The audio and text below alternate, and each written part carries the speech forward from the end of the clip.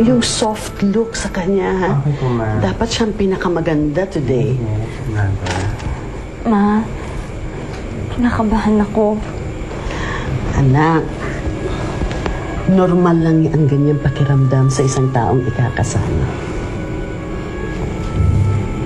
Thank you, Ma. Thank you at nandito ka sa tabi ko.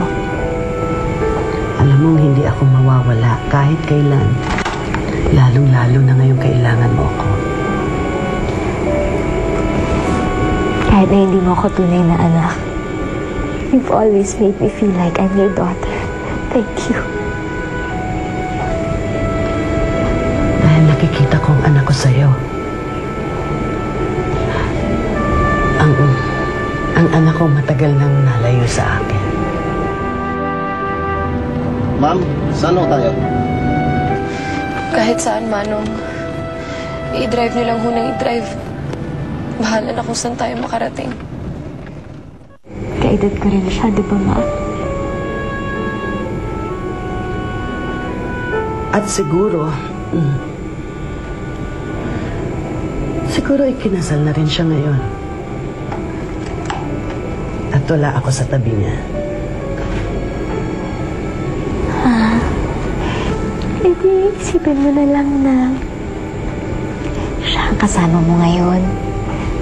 Siya ang inaayusan. Siya ang ihahatid sa altar. Isipin mo na lang na kasama mo siya sa pinaka-importanting araw ng buhay niya.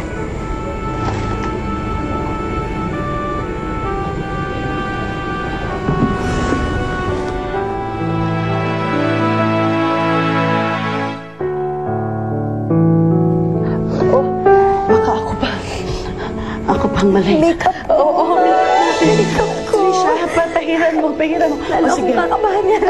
Magbibihis na ako, anak, ha? Okay, Ma. I'll see you later. Okay. Trisha, yung makeup ko naman pakiretouch.